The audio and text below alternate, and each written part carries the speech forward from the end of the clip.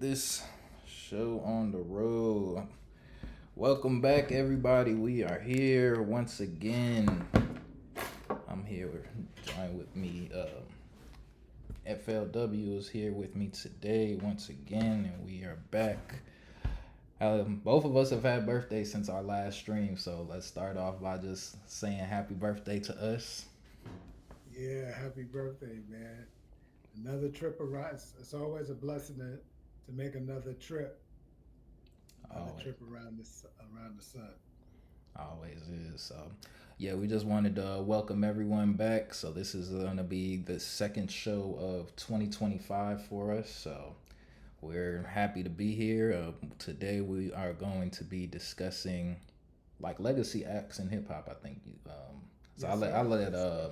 Frank introduce it, and then we'll get to our typical talking and just how we typically do. So how's it going? Well, just to give some background for folks who may be new or those who will be coming along later, part of how we came together is one of the things that got my attention in our conversation was this idea that you, and of course I'm going to let you express it in your own words, but I got the sense that We the Source came about because you saw some you saw some gaps in present day hip hop, and you wanted to create a platform to a kind of be the person who can bridge the gap amongst the generations, for one, and two, be a part of the solution for a genre that you felt was struggling. Now, you know, as I've said in a previous show, I was fortunate to be at some of those early block parties, famous block parties in New York City, Cool Herc, you name it, Dougie Fresh, KRS-One, and to see the genre move in the directions that it has moved. Not all bad, not all bad. However, I do feel, and that was one of the things that led me to partner with you, because as somebody who represents the next tier of leadership in our country and in our world, for you to recognize that something was off with the genre. Of course, the OGs, as we might be called, felt like there was something missing in the genre. That was important. It gave me hope. And so when I noticed there was a trend of, as we would call it, legacy rappers who was putting out new music, I think we said to our audience coming towards the end of last year that we would address it, we would talk about it. Mm-hmm. And of course, as someone who has developed some expertise through Weeder Sauce in the genre, I felt like people would want to hear your thoughts on this. Now, you know, in preparation for the show, I've listened to quite a bit of new music from legacy artists, and I have to say that it's made me hopeful. Okay. You know, we got we got everybody from LL Mm-hmm. to MC Light, Ti, Rakim, Nas, Wu Clan, Wu. You know, List a goes lot on. of people with new music out, and so I guess my first question is whether you've actually listened to some of the music. What are your thoughts? Do you now, not to? get ahead. But there's been certain, I know that this, I'm clear after listening to the music that there's intentionality as far as these artists Mm, because Rakim has a song called The Rebirth. mm, Then there's another song by Nas and AZ. The title of it is Back to the Roots. mm-hmm. And so clearly they are making this music with the understanding that there's some things that need to be repaired in hip hop, and I think that that's part of what's driving the new music that we're hearing from the legend artist. So I'm going to pause there and give you a chance to, you know, Okay. First off, I did. We forgot to mention we did just lose a figure in hip hop, iconic figure in hip hop. Just yesterday, Irv Gotti passed away. oh Um, my goodness, I didn't even know that. oh yeah, I think at age 54, What happened? stroke. Wow. Yeah, so I wanted to just mention that, say RIP to him. Brought us a lot of great music in the early 2000s, probably even prior to that. It's just early 2000s is what I known him for. But back to the legacy acts dropping. I really haven't. I've seen them and I've added them, but I haven't had a chance to sit with them and listen to them yet in their entirety. I think I've heard a couple of LLs. I think he dropped some music videos, so that's more how I hear new music. So if I don't hear a whole album, excuse me, then I will probably just watch the music videos that they drop. Um, the thing with older legacy acts, let's see. So I've listened to Nas's recent projects when he was dropping the Black Magics. I think he had won King's Disease. Those were some of his newer projects, and I think he won his first Grammy to King's Disease 2, I believe. Um, so with the older acts, I kind of see that as them. I almost see it as it's kind of telling that there's no retirement in rap at this point. Like, I haven't seen, like, even I think Jay-Z could still drop at any time. I think the the um the lure of being a rapper never kind of leaves them. So I think they're always kind of rappers for the rest of their life, whether that's a gift or a curse. I think the rappers who have remained relevant use it as a gift, and the rappers who are no longer making music, I think it's more of a curse because I think it kind of bars them from doing other things in society to a degree. Um, I think sometimes they may have it almost as a stain that they were a rapper, so they kind of have a high. Would it be a high lifestyle or like a extravagant lifestyle that they're kind of expected to have, and where we people assume that they're always staying wealthy based off of royalties, but as you and I both know, not too many of them are really receiving that much income from pre if they even own their masters. So there's a good chance that some of them aren't making anything off of their older music. So when I see them making music now, I don't automatically think the worst. Like in the case for Rakim, I think Rakim is pretty well off in terms of legacy and financially. Um, there's not too many rap. I think LL is definitely good off financially, but he's also branched out into being other things. Like I think he's to my generation. Well, not the next generation after mine probably knows LL more for movies and acting. more so than being a rapper. So, but I think him being able to come back and still drop a project is very just telling of his skill set and his relevance in hip hop in general.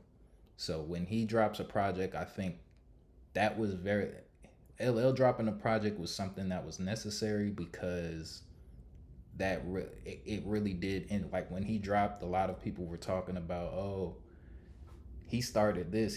So we had a lot of those discussions that had to bring us back to the beginning. It's like he was kind of almost some people were saying he was like the first version of Drake, um, with just his appeal to the ladies, or like an early Ja Rule, something like that. But he was like one of the first smooth rappers who was, appealing to multiple audiences, not just um, young black men in hip hop. Which I mean, I don't know if that was the direct audience, but I think that may have been the main consumers originally, from my perspective. I mean, maybe you could enlighten me on if that was the case, or if it was more for everybody at that time. But I think, from if you're looking at it from like tracing audiences back, I think LL was maybe more of the first mainstream rapper to come who was like commercially successful.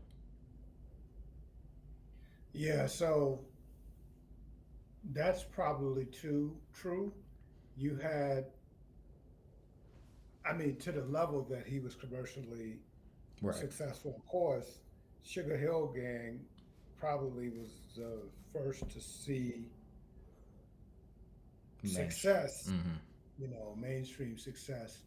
And then Run DMC was Mm. right up there as far as early success in hip hop. So first, I want to go back to something you said earlier, because there's always this debate whether we're talking about people in rock and roll Mm. and a lot of genres where people enter in as 20 somethings and teenagers. Right. I guess the first title that I would like to put on people who do that work is artists. And so if we were talking about if we were talking about Picasso, we were talking about a painter, Mm. we were talking about somebody who did architecture.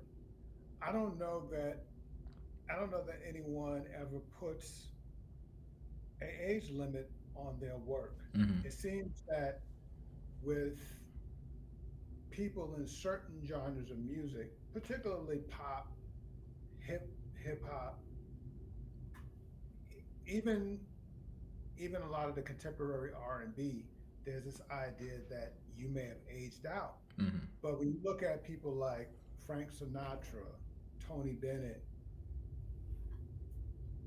um, Ronald Isley, Mm-hmm. there are people who, now of course, Ronald Isley is clearly a huge exception.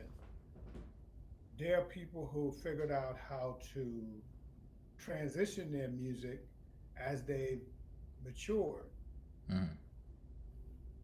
I agree with you that for some people who haven't been clever enough to transition their music as they matured or gotten older, because let's face it, once a person gets to the point where they've got grandchildren, and you get to the level in the game that Snoop is. I Mm-hmm. mean, I was listening to this personality last night, and he was saying that there's nobody right now in the public that gets more FaceTime than Snoop. Snoop is everywhere. Right. You know, Mm-hmm. Snoop does commercials. Snoop is at the Super Bowl. Snoop is at the Olympics.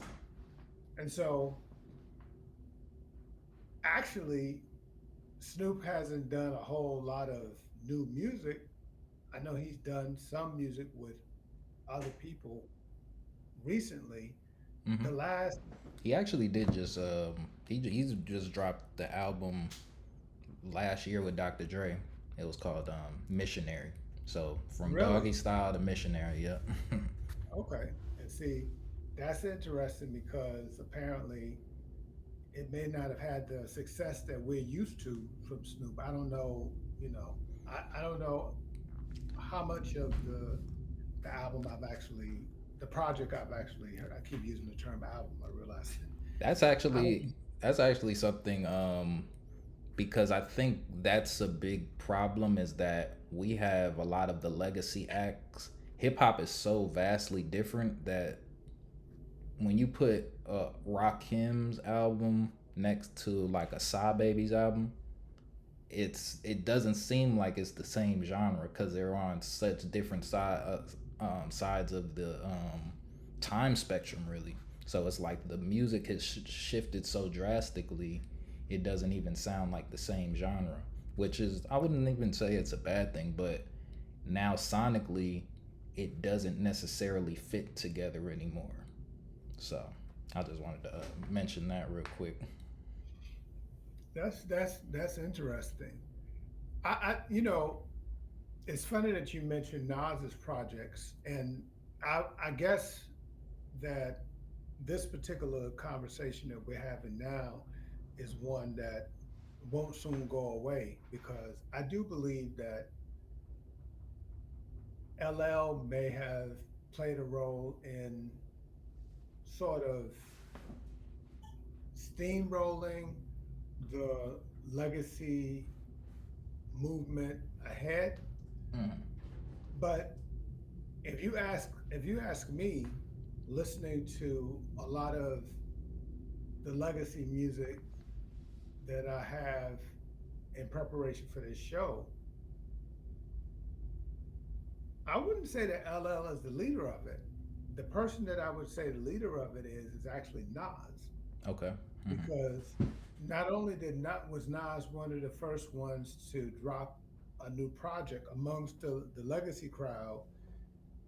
Once you get a chance to really listen in, you see that Nas is the number one, and from my perspective, from what I can see, he's the number one candidate for collaborations amongst the legacy crowd. He's collaborating with everybody, Mm-hmm. from Lyte to LL to Wu Clan. I mean, and one other thing that I need to say about him, if you want to talk about somebody who in rap is like a Charlie Wilson, or like a Ronald Isley who's been able to stand the test of time, to me is Nas.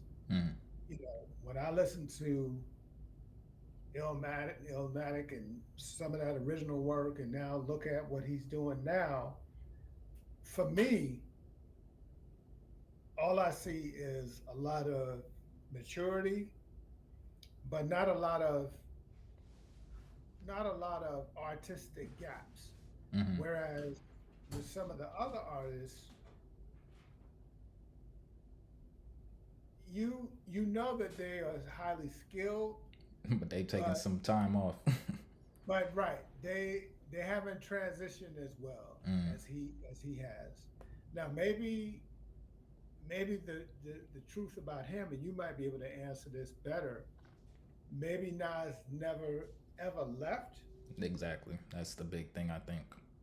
Yeah. So maybe that's, one of the advantages that he has. Somebody else that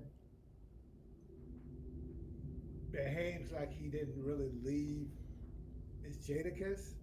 Hasn't left. There are different people who are just like, wow, this person sounds to me just as good as when they came out. And Mm-hmm. some of them even better. I'm just going to jump way out there. I think that I think that MC Light. Now you have to listen to our project. You probably haven't yet. Mm-hmm. Pound for pound, for me, she sounds better now than she did back then. Mm-hmm. So this is really interesting. Of course, Buster Rhymes is one of those people too, Yep. He who just dropped who last week. performs like he never left. He's just, He's like Elastic Man. Yeah, I think he might have dropped 2 weeks ago. He dropped very recently. Busta Rhymes did, but I didn't. A whole new project? Mhm. Okay, Yeah, okay. Because I yeah, know he dropped something a couple of years ago too. yeah. He drops pretty consistently. Like Busta Rhymes Okay. hasn't too much left. Um, Actually, let's get into Nas because I think Illmatic dropped 30 years ago because he dropped them in the year I was born, '94, and that was one of the albums that people when you have to do your homework on hip hop. Illmatic is something that you have to listen to. So all the young ones watching this, you gotta go check out Illmatic just for the cultural reasons. Like you just have to kind of Please. understand and then watch some documentaries on people's reaction to Illmatic to fully understand. So that's your homework. Anyone younger than me or people my age who still haven't listened to Illmatic, go check it out. Um, Now, not, I hate to do this, but I have to drop this in here while you're talking about Nas mm, because, and I want you to address this. You probably were going to address this anyway because I know this a roundabout way comes up every now and then. When I think about the music that Nas has put out in the past 10 years, and I look at his total resume, I'm not sure why I don't hear his name come up more often. You know what I'm getting ready to say? In the whole GOAT conversation. mm-hmm, Because when you look at his whole portfolio, right. now, of course, people are going to throw out other names, but to me, when you go from the beginning up to date, to me, he's in the conversation for sure. Mm-hmm. Because I now you can address this better than me. I don't really see much fall off. Now with some artists, you know, they do this and then you see some fall off and then, but I don't know. I just haven't seen a lot of dip with Nas. Yeah. To me, what would be the reason for that?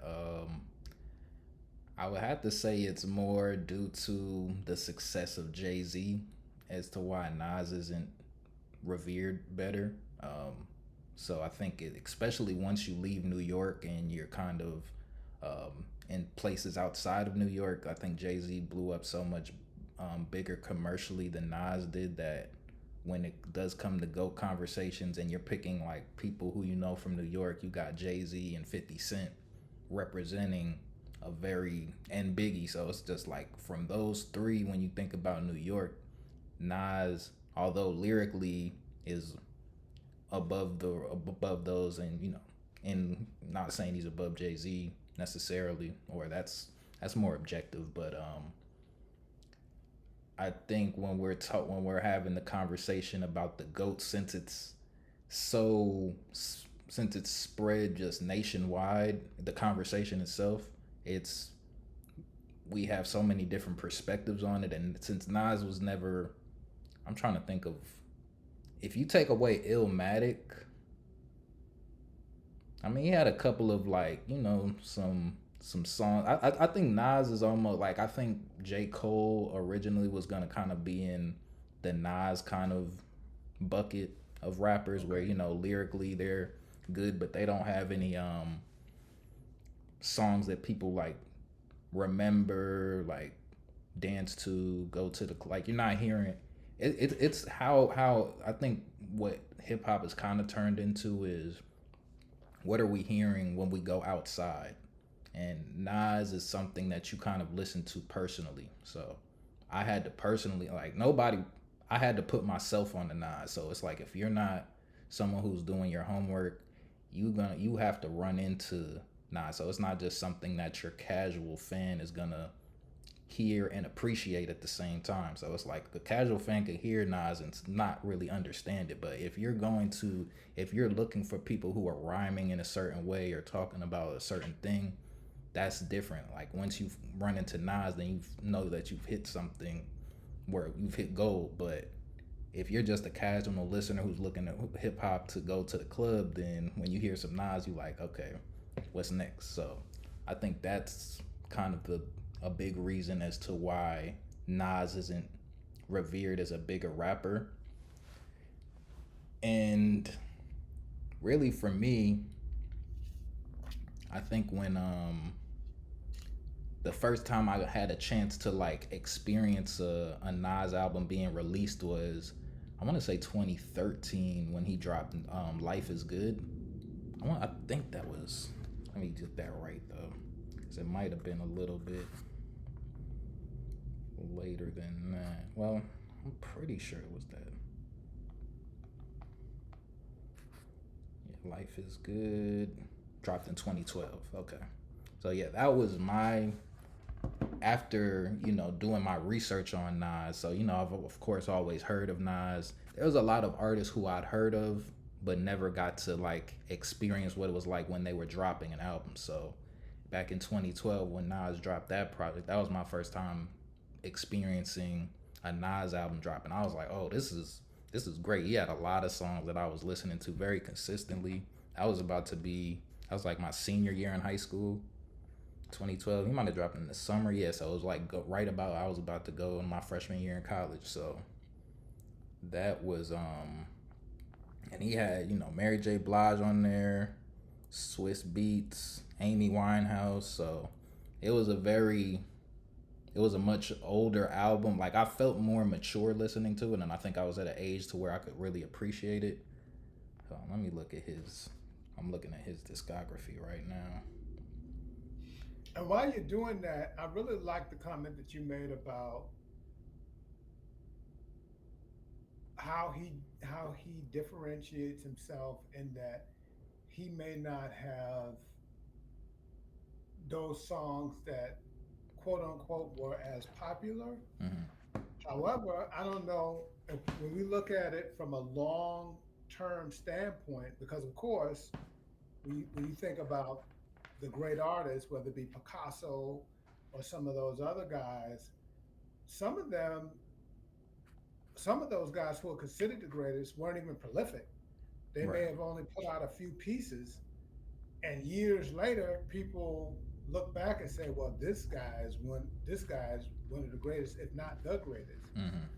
Think about restaurants. Now, you've got these chefs that get a lot of attention and they're popular and they may get a lot of people coming through, but then they're not Michelin chefs. So the Right. Michelin chefs may see less volume than another kind of chef, but that doesn't necessarily mean that this Michelin chef is not the it, the man, the woman. Right. Actually, let's keep it on that analogy real quick because I think that kind of goes into fast food music, fast food. So you have all of the music that is available to a wide variety of people, and then you have the one that only certain people who know what they're looking for. Because if you go into a Michelin star restaurant, you know the type of food that you're looking for, but the casual person who was expecting to eat some McDonald's, they see the plate and they're like, "What is this? I'm not like I'm gonna still be hungry after here." But it's the difference in kind of understanding what you're eating. So I think that's the same thing when it comes to music. So if we're everyone is so accustomed to the McDonald's food, hip hop, and the thing, and I think where that conversation gets murky is that a lot of I can't say a lot of like Michelin star chefs might make some that, but they can make some McDonald's real quick. They'll make it. They can make some McDonald's. So it's like, Right, right. and I think that's where a lot of people kind of get things twisted. So it's like you can go to a high end restaurant and still order chicken tenders. You know what I'm saying? So I think that's where so many people, because you'll look at someone serving chicken tenders and then think that they don't have any talent, but it's like no, they still have talent. They're just you just looking for chicken tenders. So it's like you at a steakhouse looking for chicken tenders. That's something I do. So that's that's why I'm using that analogy sometimes. But I don't do that all the time. But I've done it before in the past, but it's just like it kind of diminish. Doesn't even diminish the experience because you can still they can still put the same effort into creating those chicken tenders or hand cut French fries, something like that. You know, they might do something a little bit differently to let you know that you're getting quality food as opposed to, you know, getting some McDonald's. But it comes with the knowledge of the person who is consuming the food or the music in order to if they're gonna have that appreciation for it. Because somebody who's expecting McDonald's and going to a Michelin star restaurant, they're gonna give it a bad review. Like, oh, I wasn't full when I left. The food looked weird. It was presented so you don't know exactly what you're eating right there. And you know what? You made me think about one of our recent shows where we made where you brilliantly decided to draw a correlation between the current NBA and hip hop and Mm, how they seem to be on the same track. Well, a player that you make me think of that might be, and I might be out there on this, but who might be sort of a Nas of the NBA might be somebody like Kyrie Irving. Now, okay. when people talk about Right. players, the greatest players in the NBA, sometimes people now they will ooh and ah about what he does, but when you think about what Kyrie is able to do at his size, it's phenomenal. And again, if I remember correctly, Kyrie went to Duke, Right. and anybody that goes to Duke is fundamentally sound. Let Fundamentals for all of the on the top tier. for all the young cats who, you know, trying to be a basketball player, if you're watching Kyrie and you're seeking to imitate those moves, understand that those moves that you see are layered on top of sound fundamentals. And so again, that's why the point that you made is so on point because at any time, Nas could do any of that popcorn rap, but he's made a decision to keep it top tier. Right. I want to say that he probably has paid a price for that. Maybe that has a lot to do with Exactly. why he got his first Grammy so late. If he was willing to compromise and do the popcorn rap, then he probably would have won. And that's not to say that people who won Grammys before him necessarily all did popcorn rap. That's not the point. Right. But clearly, a lot of them that did get Grammys before him did popcorn rap. Exactly. And see, right there, that's the correlation. When you look at Nas and Kyrie, people can see the art in Kyrie's game. You can see the art in Nas's flow and his songs, the way he structures the songs. Um, that's that's what the sauce is about. Like you have to pay attention to the fine details and understand what makes this player, this rapper. So it's like those are the things that we need to highlight a little bit more in order to bring the best out of people who come later on. Because there's so many people in the NBA who we revere because they can pad stats. So, you know, we have people, well, I won't even say they're padding stats, but they're just so stat focused that, but it's like, are you winning the game or are you coming out? Because we conflate winning and a good player, like, oh, this player didn't win anything, but it's like you're not looking at what they were working with, how far they got a team that wasn't supposed to do anything, and those are the intangibles that don't necessarily get graded all the time. Um, That's right. and because I think like I've said before, my favorite rapper is Absol, and he doesn't have any ground. He's pretty much always forgotten when people talk about TDE and as a whole. But it's like people who do understand, then they're like, okay, I do see why he's revered as a great rapper, this that, and the third. So those are, but that's also where the best conversations can take place is when you're discussing those qualities as opposed to oh, this song went triple platinum. This song went, when you're stuck, because it can go triple platinum for a variety of reasons. It could have just been a viral song. Side Baby, who I was just saying, I was comparing Nas to before. He's an Atlanta rapper. He had a song that went viral on TikTok. Um, it was called Viking, and it had a dance to it and everything. He didn't create the dance himself, but it was just so happened that people were dancing to it, and it caught on. NFL players were doing it, and it just became a big song. But still, for me, I'm like, he's still a top tier rapper. Like, he's been dropping really good music for the past couple of years, and people are just now catching on because of a trend that happened. So that's why I'm like, just because it's popcorn, some people would be like, oh, that's just popular because of a trend. Yeah, the trend made it popular, but it doesn't mean that he doesn't know how to like really cook a Michelin star meal. So, That's good. That's good stuff. That's good stuff. And speaking of Atlanta rap, we might not really experience the impact of what Andre 3000 did. I think he's the one that started playing the flute, and he mm-hmm. took a lot of hits for that. Yeah. But again, Andre was saying that I'm an artist. And so I want to have the flexibility to express myself as an artist. And I think as hip hop continues to mature, if it's going to make it, which I'm much more optimistic now than ever, then we have to give artists the flexibility to move around. Now, people have accepted rappers as actors.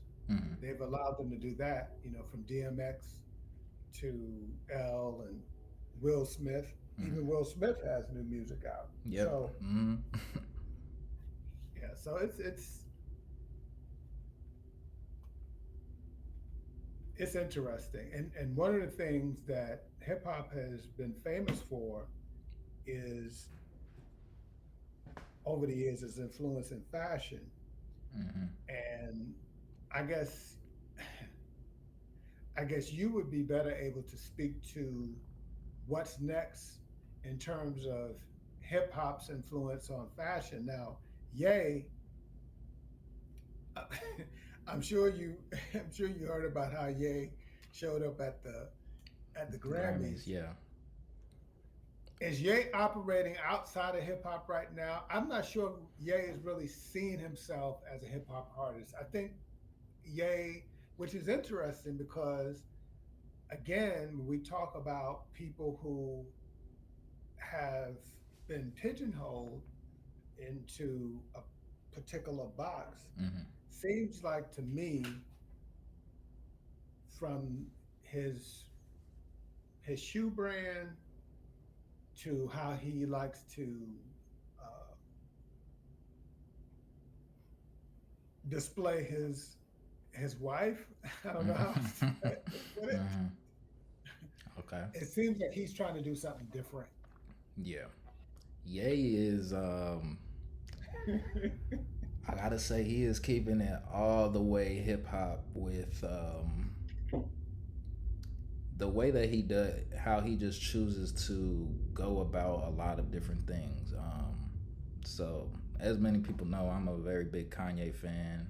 Um, I've always followed, his train of thing, his thought, where he's going artistically, because it's all one big. He does a lot of live performance art, I would say. Um, I the way I respect the Yeezy collection that he has now, simply because a couple of years ago, I think maybe back in 2014, he was like, "Yeah, I want to have these shoes for $20," and he really got it to. I bought a pair of he had the pods. He just got some slippers, and so I see it coming to fruition as time goes on. And it's all after everything was kind of taken away from him. And he did recently do an interview, I think right after the Grammys. You know, he's taking advantage of it. Any time that his name gets brought up continuously, you know, he's dropping some. So he's figured out how to really garner up the attention of the masses and try and use that to profit. Um, and he was saying he because a lot of people have been getting on him about his use of AI, and he was recently saying people said the same thing about his use of auto tune, and he's like, but somebody has to do it in order for it to become part of, I wouldn't say part of the culture, but it's like you have to, somebody got to make it popular first before it can be used to its full advantage. Like everyone uses auto tune today. They were killing him before. Well, it wasn't even necessarily killing him for it. Well, I do think he was one because he was someone who really couldn't sing and was using auto tune anyway to and using it to fix his voice as opposed to like a T Pain who could really sing. Um, Even though T Pain caught most of the flack for it, but I think Ye was really the one who people were talking about couldn't sing, but were using auto tune to kind of cover up that fact.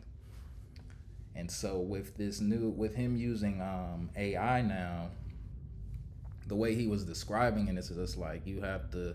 He's always being a pioneer into these new spaces that a lot of people are hesitant to get into, and at the end of the day, it's how we use these tools in order to create. So it's like if he's making a hit song, he had a hit song just last year after he was canceled. So he had a song go number 1. It was nominated for a Grammy too.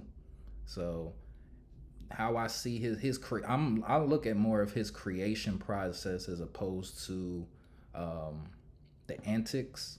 So it's like he's creating in real time. Everything is happening right before our eyes. He puts up a website and he's selling things, and since he's no longer signed to anybody, then that's just straight him. So it's you're going off of all of the attention that he's gathered over the years, all of the that his name his produce from producing to the fashion to the music itself, all of that has led to the point now where he's able to have some control over the final outcome of the products, and he's receiving most of the royalties from his creations, which all artists are trying to get to that point. And that's the part that I don't think a lot, like he's giving people the path to their independence.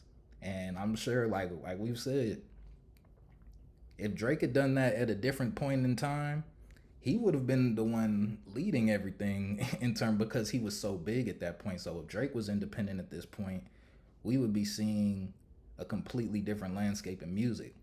But Ye was the one who led the charge, and I think a lot of people are following suit as I think he's opened people's eyes to the fact that it is possible to do this on your own. Like we're doing this podcast on our own, no major backing anything. So it's just like we see the possibilities, and I think that's the biggest thing hip hop offers people is just it's a way out always, and so I think he's still providing that. Well, first of all, what Ye has proven is that Jesus, in fact, walks. And as I was listening to you about this whole idea of Ye pretty much cutting his own path, it's no surprise that he and another leader became pretty chummy because this guy, he does things his own way. Mm. And um, as you were talking, you also made me think about perhaps the reason why so much of the streets embraced the president because he has some hip hopish tendencies about him.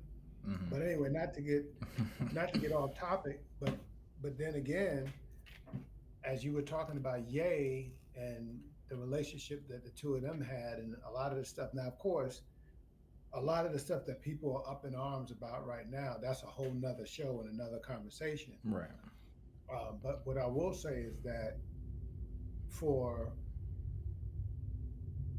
for one, I did see a report that despite the fact that they tried to break Ye, he is once again a billionaire. Mm-hmm. And as you said, he's got his own process. Now, you know, just like people bandy about terms like crazy, nut, and stuff about the president, people are real loose with those kind of terms when it comes to Ye, Oh you yeah. know, and even, I mean, that won't ever go away. Mm-hmm. Now, Ye will be the first to say that he, at some point, may have had a crisis or another, but let's not make any mistakes about the fact that he's a genius. Mm-hmm. Uh, so it's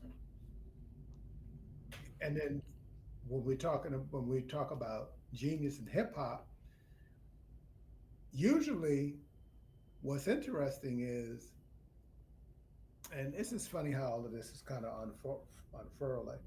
So the French think that they have a lock on cuisine, excellent cuisine. Like they're the top of the line when it comes to cuisine. Mm-hmm. And of course, um, when it comes to music, there are music snobs. Mm-hmm. They kind of feel like, okay, hip hop is just filled with people who um, scrape and scramble to get out of the ghetto, but these people don't even make real music, and they're not even that they're not even that bright. Mm-hmm. So you know that there's still that kind of pathos that's out there, and that's why people like Ye and Snoop and others are so important to disprove Nas, to disprove that these are not people who couldn't be doing a whole lot of other things. Mm-hmm. So with regards to other how other people view hip hop, um, I think that's the biggest contribution that Ye has had to hip hop, kind of taking it outside of, I would say he took it outside of America, even when he had like N words in Paris, that was just when you were talking about France, that's what I instantly thought of. And when you think about breaking out of a box, and since he at the time with him being a top figure in hip hop, him breaking out of that mold and doing the fashion and then being accepted by a lot of these designer brands, um, even when he had his first deal with Nike, that was, as a kid, like, we have to look at who's watching him and the moves that he's making at certain points in time. The first real Nike collaboration where the artist actually had the design the sneaker, and it was some of the coolest sneakers that we had seen Nike ever produce. And then you have him having the Adidas deal. So So I'm glad you brought that up. I had forgotten that his original deal was with Nike before exactly, Adidas. the Yeezys, and when I tell you that those were, as a kid being in high school when he dropped those Yeezys, those was all that I wanted. They was way too expensive, of course, and my parents wouldn't get those for me. But those were just like, man, if I could get me some of those shoes, those were. And now I think that's kind of where, like, he was able to blend hip hop, because it's like, okay, if you listen to this type of music, you would like these type of sneakers right here. And it was popular outside of just the black community. It wasn't just something that black people wanted to wear. It was something that if you was a fan of sneakers, it's like these are some of the coolest sneakers that I've ever seen. And those are some of the parts of Ye's career people often look over and forget about. It's like this innovation started from very like he had collaborations with Louis Vuitton very early. Like he used to call himself the Louis Vuitton Don, so he did collaborations with LV before Nike. And then when he had the Nike, he left that deal because they weren't giving him any royalties on the sneakers. So that's how he ended up at Adidas. And so people don't realize that. Sorry about that, everyone. But yeah, we were just talking about. I know we were talking about Ye, something about his impact at the time. But yeah, man, because I could go into for a whole hour, 2 hours about the impact that Ye's had, and just because a lot of people still say that they miss the old Kanye, this, that, and the third, but I'm like, this is the same. To me, this is the same person. Um, once again, I know he does a lot of crazy antics, and you can feel how you want to feel about him. I respect everybody's opinion on him, and but for me, when I look at art, like we were talking about earlier, we were talking about Kyrie, how he plays. That's how I'm looking at the game, like the game that's being played. So to me, that's the important part, and that's where uh, the great artists still live at. Like when people look at 50 Cent, even with once again RIP to Irv Gotti, even with Irv Gotti passing, he's still 50 Cent is still getting his jokes off for Irv Gotti, and that's just on par with his brand. Like, and I think that's what people don't realize when it comes to artists is it's much bigger than the song that they make.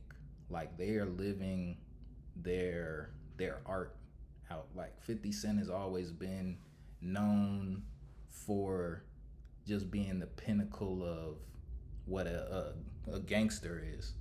Um, and he continues to play out that role, which I think he's probably I don't know, I don't know Kanye in real life, I don't know 50 Cent in real life. I'm just going off of their artistic tendencies and their manner, like because we nobody knows these people in real life, so I can be off in saying that, like, I'm not saying that these are good people, or I'm not giving them any credence into some of the decisions that they make or some of the things that they say.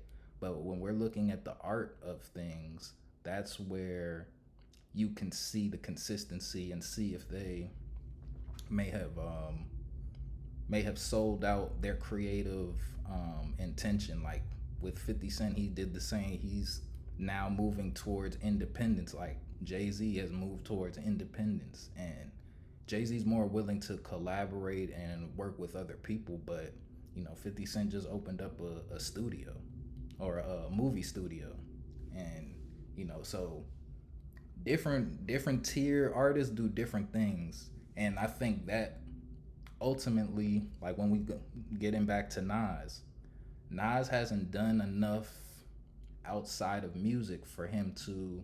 I think that's more of a reason why he's not in the GOAT conversation, because he hasn't done enough outside of music yet. Like I think right now Drake is probably the only person who's big enough to have made the type of money in music as he did. No one else has made that type of money in music solely. So I think how much money you generate has definitely goes into the GOAT conversation overall, I would think. You know, something you said earlier, and I guess we're just going to stay in this business flow because I think that the term that I would like to use for what I think the legends will offer to modern hip hop is hopefully a reset Mm. and more of a push forward in terms of business acumen and understanding the branding, because some of the product that was being put out, I'm not sure as far as long term and community building, which is something that we've talked about before. I don't know how much longevity would have come out of a lot of the product that was being produced. Mm. As you were talking, and I have to bring this up because one of the things that's important about our show is talking about current events. And one of the comments that I made in the show that we did correlating hip hop and the NBA, and it was something that you said at that time to help me to realize that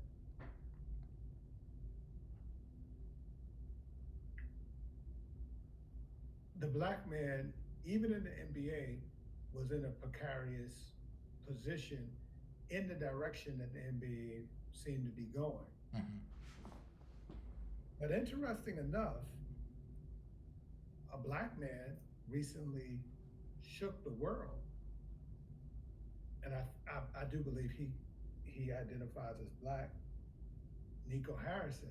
I'm sure you've heard about the mega trade Mm-hmm. that took place uh, with Nico at the helm of the Dallas Mavericks. Mm-hmm.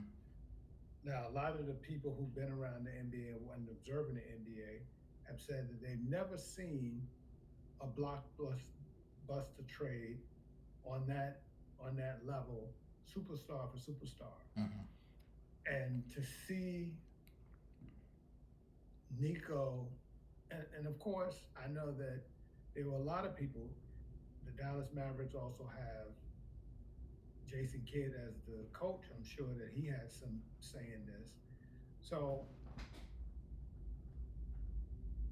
to bring my comments kind of full circle in terms of getting some respect for the key players in hip hop and the important role that Ye and others have played in doing that,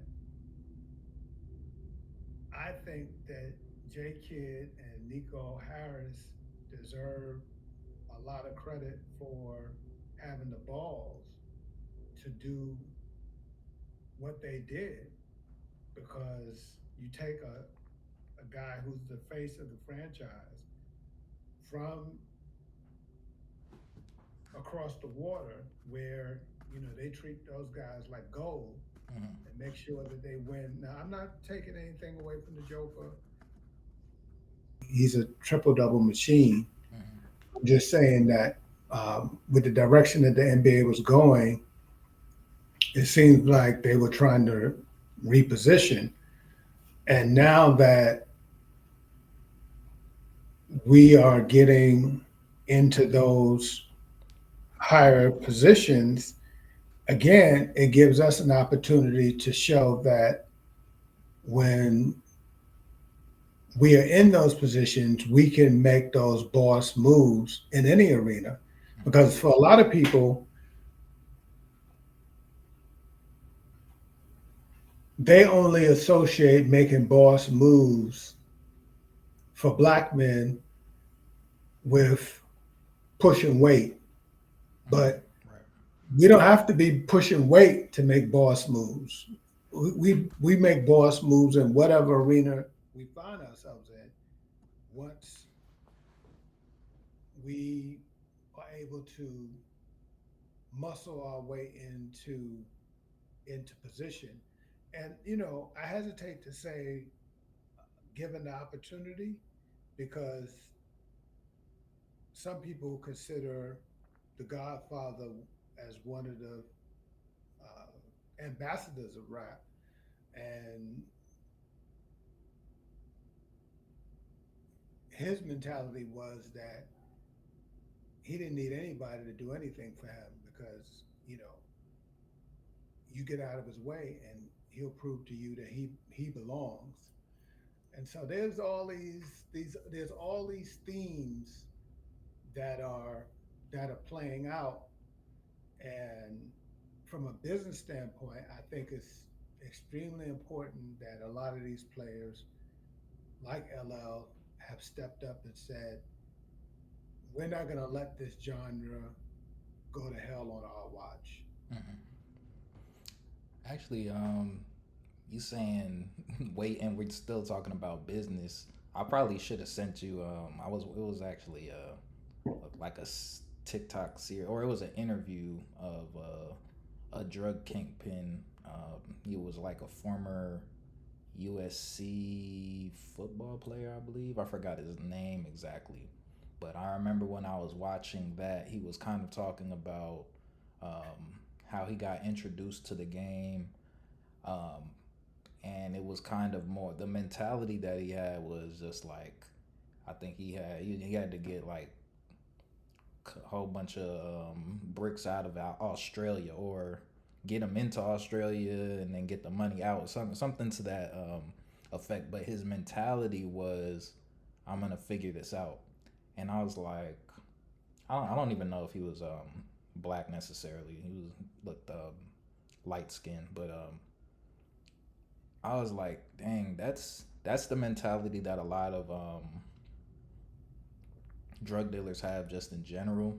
Like they're like, I can, but it's like we need to apply that mentality to other walks of life now in order for us to kind of thrive and do what's like. I think it's very possible, but it's like he had to think he had no blueprint on how to accomplish this goal. Like no, everyone's like it's hard to get cocaine into Australia, and then it's even harder to move millions of dollars out of Australia legally. Like, but he was like, I have to figure this out, and it's like I think of more. But the thing was, he saw the only difference I would say was he was getting $1 million a day to figure out this problem. But it's like, but he was still able to figure it out. But I'm saying with the same, if you have that same mentality, you can figure out how to, get your YouTube video seen by millions of people. You can, get your product sold to hundreds of thousands of people. So it's just like we have to kind of still, and that's I think a big reason why hip hop is because it gives people an insight into that mentality. Um, when people started saying, "Oh, we're glorifying drug dealers," we're more glorifying the mentality of them trying to get things by any means necessary. And I think, like even going back to when we were talking about just kind of the marriage between hip hop and criminality, and when we're talking about Young Thug, like seeing people who were coming from a place and who kind of refused to give up. It's like that's more of the reason why they're popular as opposed to necessarily the glorification of the violence that they had to do in order to achieve their goals.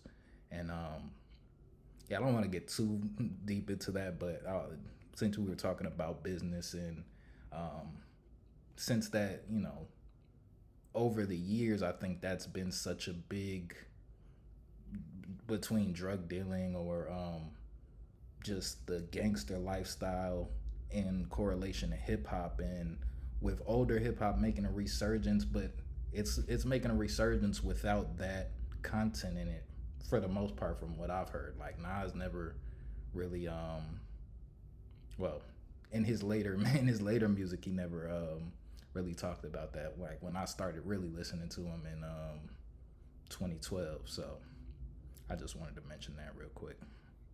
So, one of the things that I notice is a theme among the legend rappers is Mace and others, even LL and some of his new music, giving homage to Alpo and a lot of those Mm, guys who influenced them from the streets.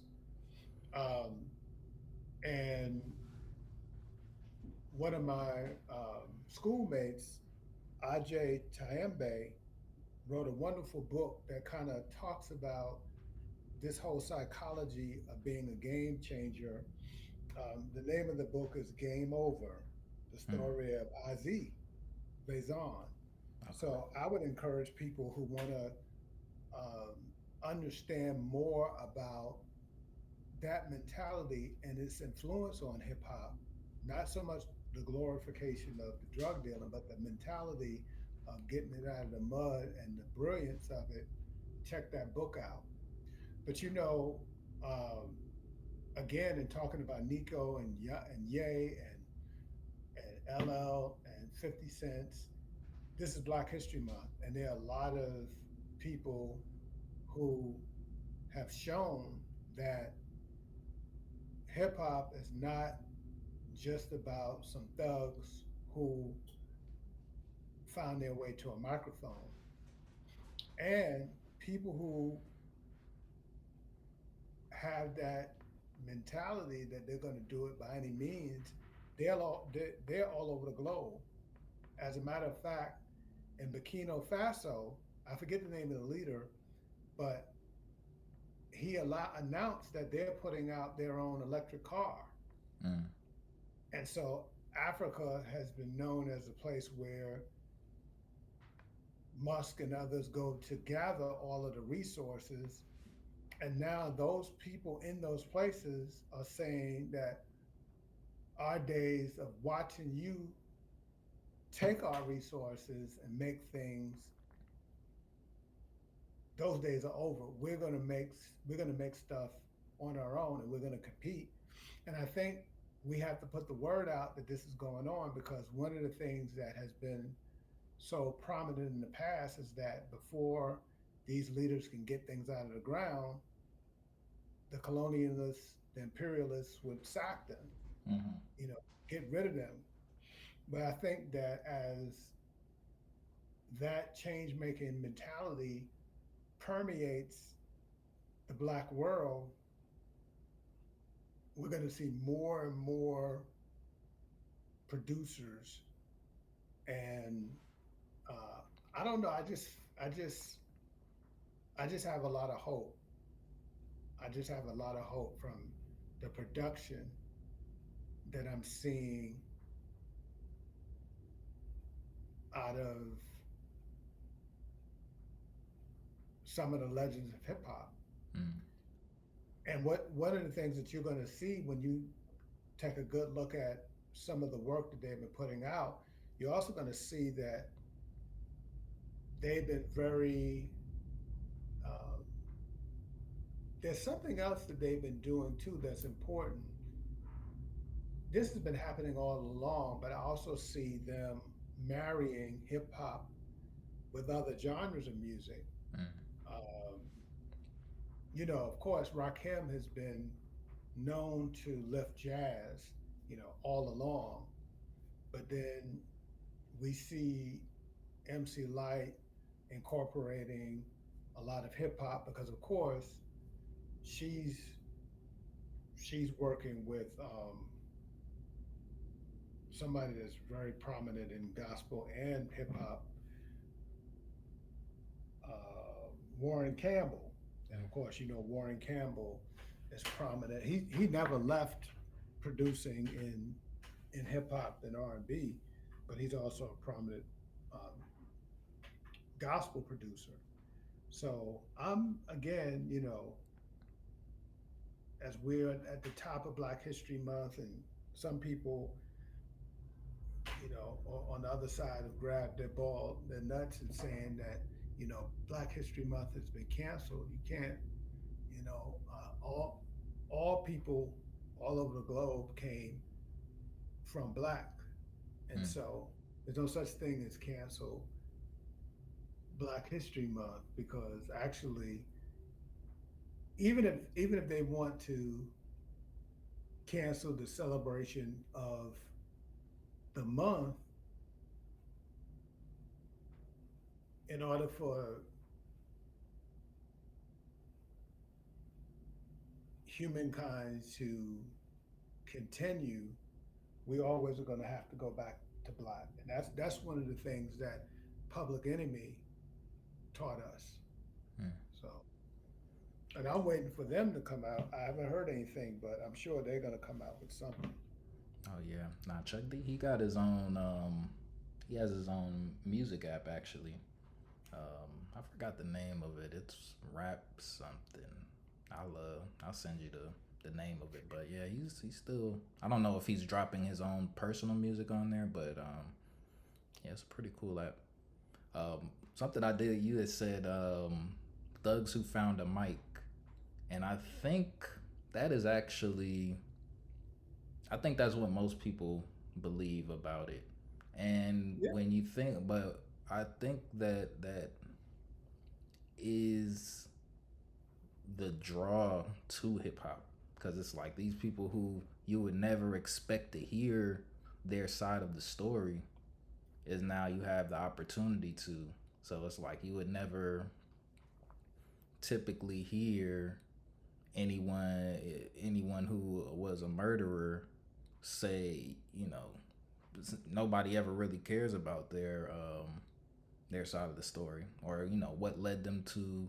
But it's like those are, but that's the reason why this information, like all of this, I think music is just the easiest way to condense information into, like there's so much information that can be packed into music outside of the words. It's the everything that goes into it, like where it's played, who was listening to it. The audience has so much to do with how the music is received.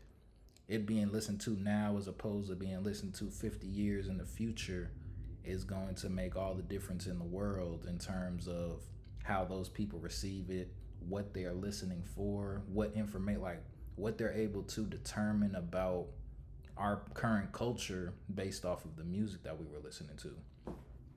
So it's like when they say the voice of the voiceless. I think that we can't overlook the fact that a lot of these people were never supposed to have mics in front of them in the first place. And so I think that's really where the beauty of hip hop is. It's like, yeah, we weren't supposed to hear this at all. And when we do, then we can have a different appreciation. But it's also why I don't feel like we're ever in the place to judge the artists themselves based off of the music. You can, what people do.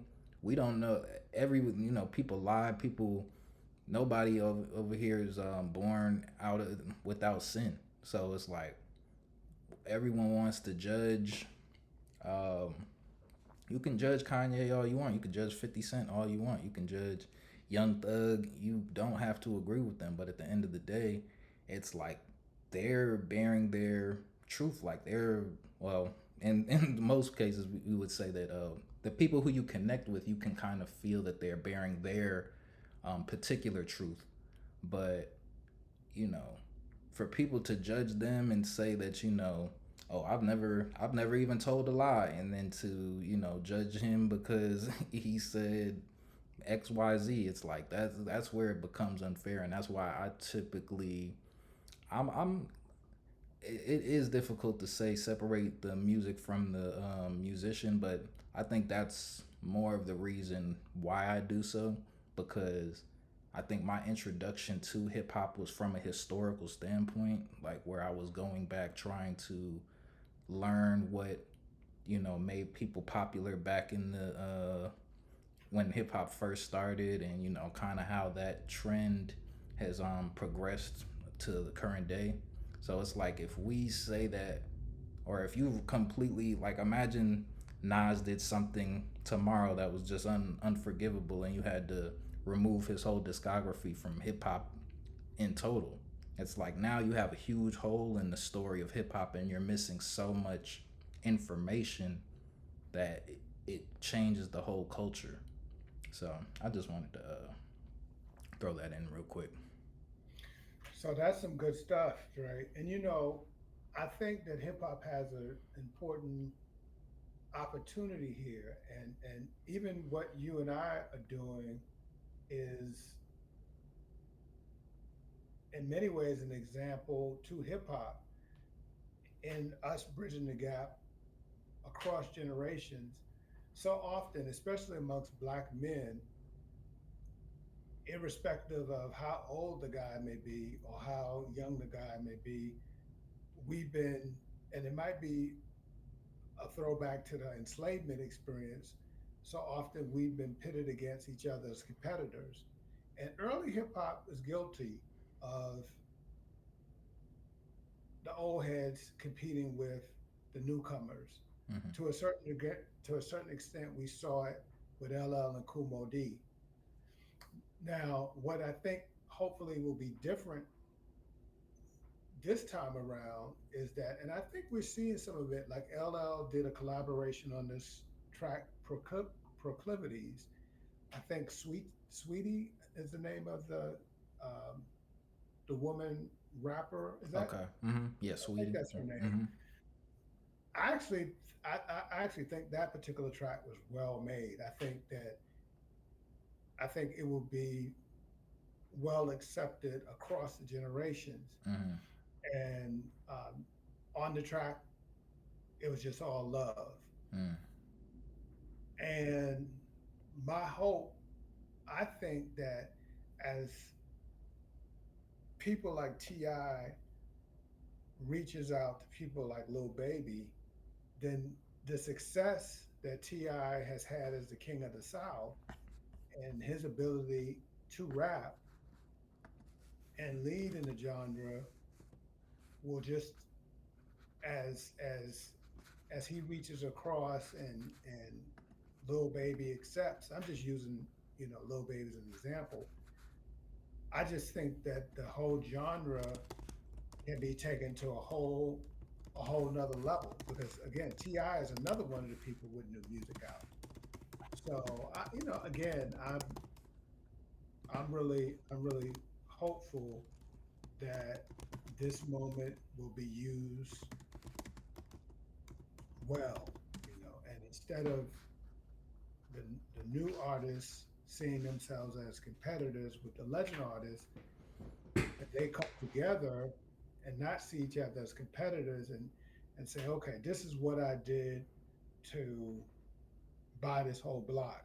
And this is who you need to see in order to buy this whole block and really change and do what Nipsey Hussle attempted to do before they got him, before they knocked him off. Mm-hmm. See, the whole idea is that if you create an army of Nipsey Hustles, that's how you really change the game. No, for sure. Shout out to Nipsey Hussle, R.I.P.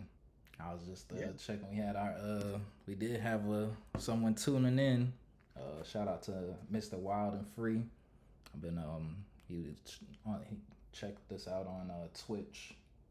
Um, so yeah, I was just replying to some of what he was saying. So salute to everybody watching live. Yeah, we typically just we over here talking to each other for the most part, but thank you for everyone who's joining us. We got actually on a couple of different platforms. So, um, but yeah, no, for sure, where we're at, just in the culture overall, I think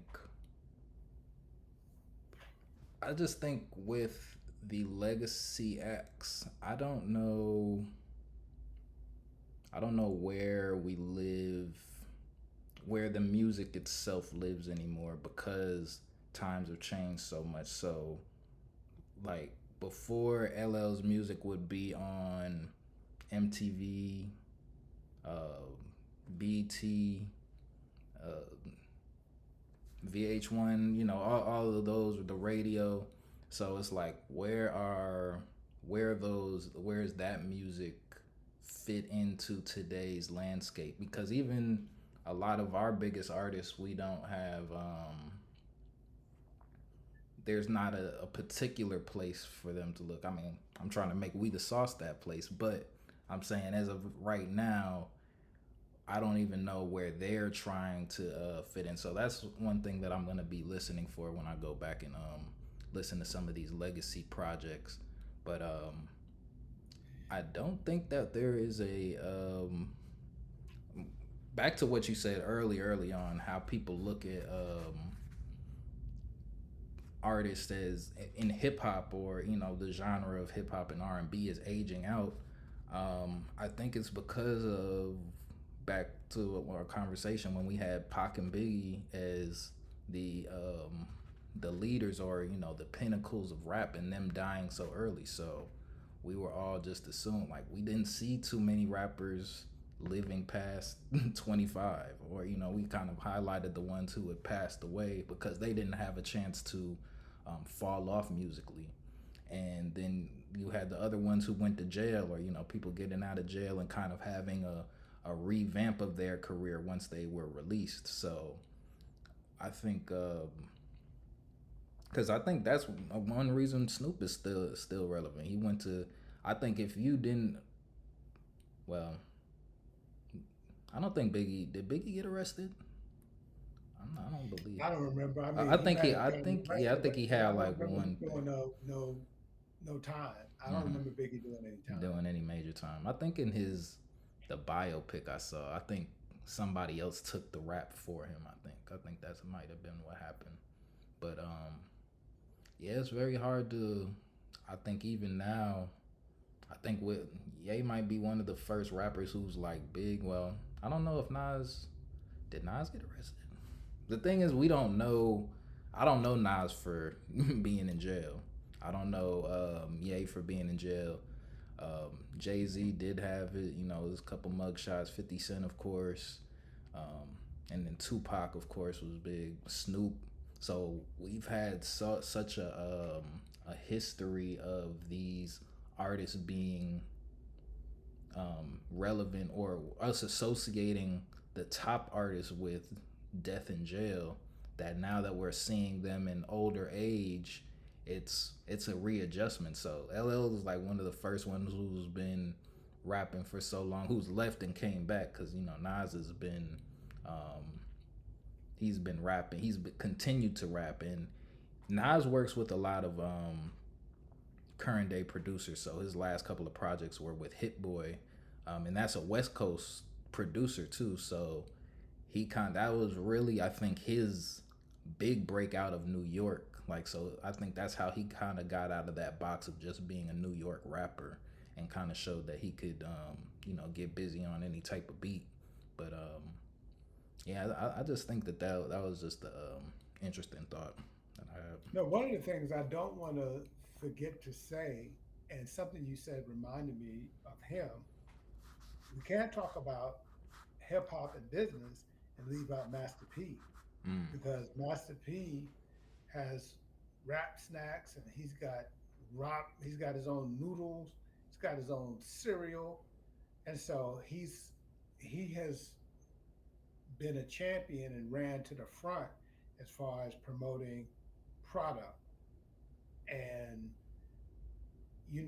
I never forget when the comedian Eddie Griffin talked about his first big payday in a movie. mm, His first payday in a movie was a movie that he was in that was produced by Master P. That was his first big check.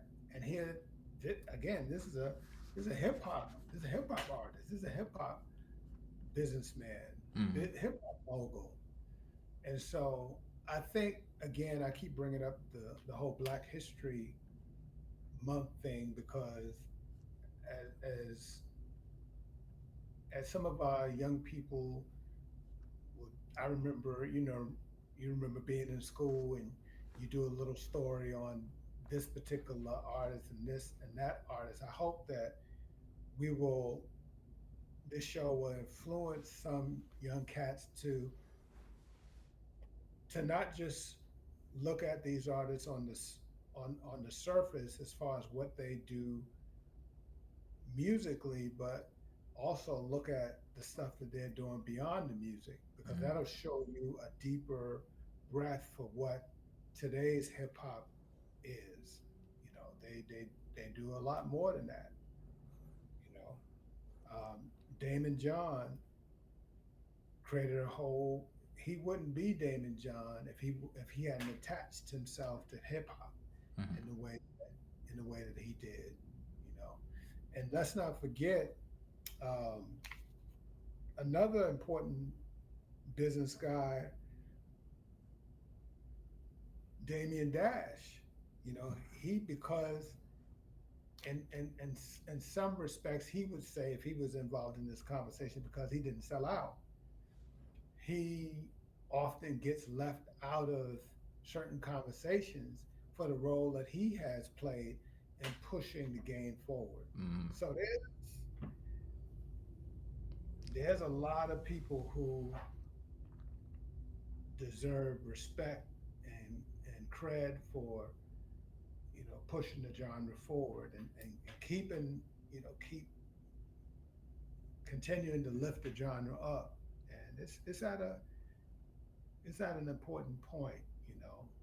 for I sure. would love to see people like MC Lyte and Queen Latifah, you know, put their arms around, the Sexy Reds and the Megan Thee Stallions and say, okay, um, now let's take it to this next level. Let's take it to this next level.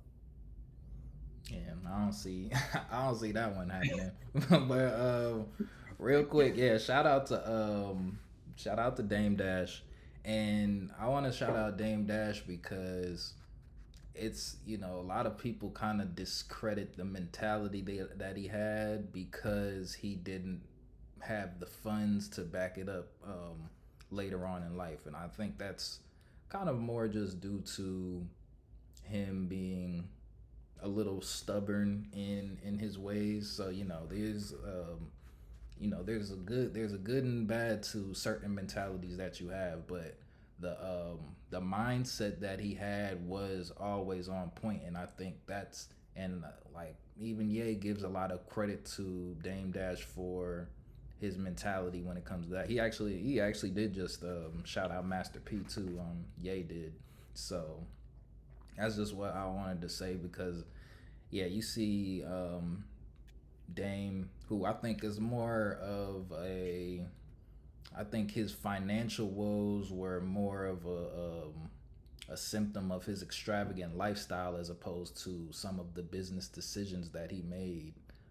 I think he made some fantastic business decisions, and was on the right track, but didn't have all of the right opportunities to kind of bring everything to fruition. I mean, I know he kind of blames Jay Z. I can't blame Jay Z for for his decisions either, but it's just I always feel like Dame kind of gets a short end of the stick when it comes to um, how people view him in history, just due to the fact that I think most people don't like his personality, but that's another thing. It's like you can't let the personality um, be the over arc the impact of what certain people did, and it's bigger than he didn't like. It's like he didn't make the money himself, but he's put other people in the position to bring the culture to where it is now, and it's like we have to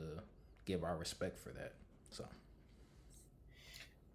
Another name, and I know we probably need to start wrapping up, but another name that when we talk about a hip hop reset, that it would be a travesty not to mention is Russell Simmons, mm, because Russell Simmons, again, the branding, the clothes, he was one of the forerunners. Now, of course, um, it's popular to drag Diddy, and Diddy, Diddy made some critical errors. However, I'm sure you've seen some of the videos that have circulated recently, and Dr. Umar was one of the first to really say that Diddy's trouble had to do with him seeking to stand up to the liquor brand and say that he wasn't gonna, you know, uh, take what they were trying to dish him, and he also stood up and said that he wanted to be a part of politicizing um, the people in the neighborhoods that he came from. mm-hmm. And then Russell, I was thinking about Dave Chappelle and the meteoric rise of Dave Chappelle and Cat Williams. Well, a lot of these guys, I don't know that they would have the level of success if you take Def Comedy, a hip hop engined vehicle, a hip hop powered vehicle. If you remove um, Def Comedy Jam, then a lot of these guys will never be the multi-millionaires that they are today. So Right. this is it. You know, again, I think it was important that these hip hop pioneers, these legends, put down some of the things they were working on and said, "Look, we need to roll up our sleeves and get back to work because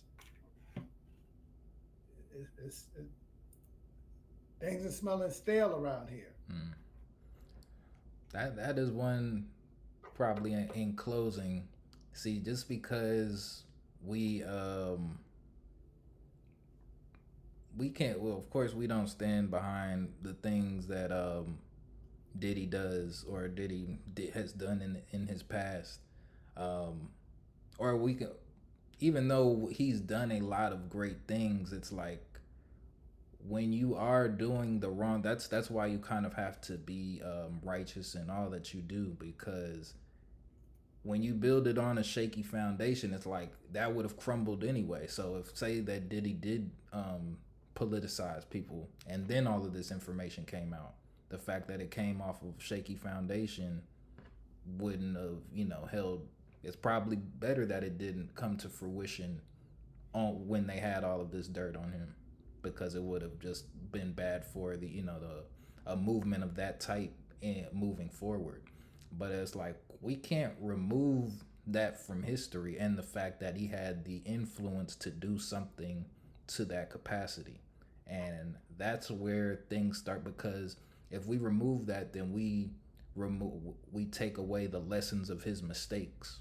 So it's like the people coming up behind him know you have to be in more control of your sexual appetites, your drug use, the women that you're around. Like these are all lessons that we have to learn as a community, in order to, like, people do have to stumble and fall. Like we're witnessing all of the mistakes Diddy made, and it's like we can't remove him from history because we still need to learn from those mistakes that he made. We need to learn from the mistakes Bill Cosby made, the mistakes R. Kelly made.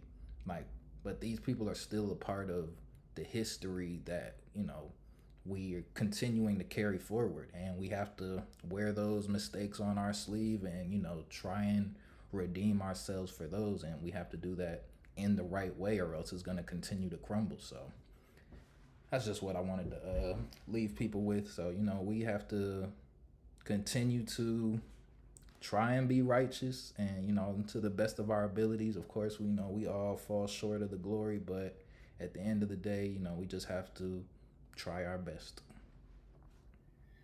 Well, I appreciate you, man. This is another important show, and you know, as I've been talking to people, there's a lot of excitement about what we're doing, and people are interested in joining us on. So 2025 is going to play out to be pretty special. And as we, I don't know if we discussed this on the air or after one of the recent shows, but we're coming up on 1 year anniversary. So Mm-hmm. uh, salute to you, because a lot of hard work went into creating We the Sauce. And for those people who weren't here at the beginning of the show, We the Sauce has a lot to do with why we're doing this in the first place. And you got it out of the mud. And one of the curators for the culture, and hopefully people will go on the website and check out a lot of the music, the documentaries. There's a lot of stuff there for people to check out, and we're just getting started. Yeah. No, definitely. I have some big updates coming to We the Sauce soon, to make it a lot more usable. Yeah, right now it's just a bunch of videos. I've been holding it together with bubble gum and shoestrings, but we thanks to AI, I will say real quick before, please everyone take advantage of the tools that AI is while you have the chance. I'm telling you today, well, the past 2 days, I've been trying to build an app that will help me maintain the website a little bit better. I asked ChatGPT for some help, and I built a whole application that's able to take the YouTube playlist that I make and then put it out into a spreadsheet that I could upload into the to the website. And a project like that just a couple of years ago would have taken me months to even research, and then I wouldn't have even had a working product. And this one, I built it yesterday. It wasn't working exactly as I wanted it to, and then I came back today and you know asked it a couple of more questions. Then I got a working product from it. So please take advantage while we have the chance. Like, we have to stay ahead of the technology curve. Like, we can't wait until everybody learns how to use it. We have to teach ourselves how to use this, and we really have to be proactive with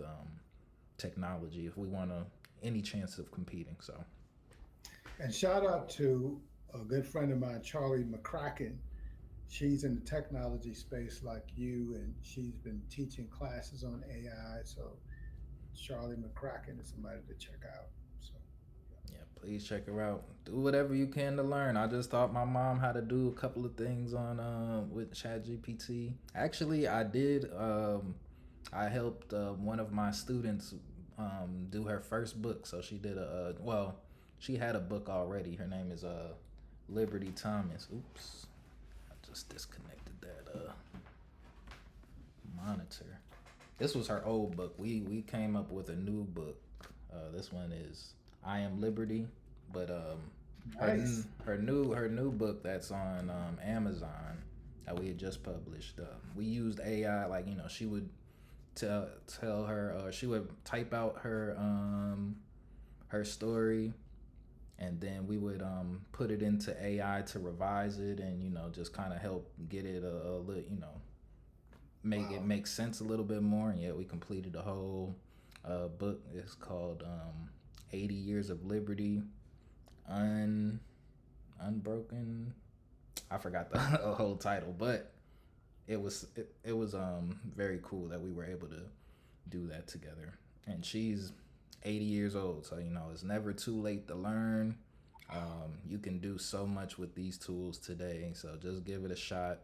There's a lot of free versions of things. They just had the Deep Seek, which is the I guess the Chinese version of Chat GPT. It works pretty good to me. So if you want more information about that, just let us know. And, we'll have we'll try and have a talk about that. But yeah, let's wrap it up here because we'll get all into a whole nother conversation, man. Thank you everyone who was joining live. This is actually the most live people we've had on across all the platforms. So we truly thank you guys. Thank you to the people who watch this later.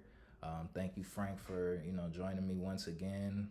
From the consistency to these days, we're gonna keep it consistent in 2025. You're gonna get a lot more episodes. We're just looking to continue these conversations, and hopefully you guys enjoy it. So thank you all, and like, comment, subscribe, and we will see you next time. God bless. Good night.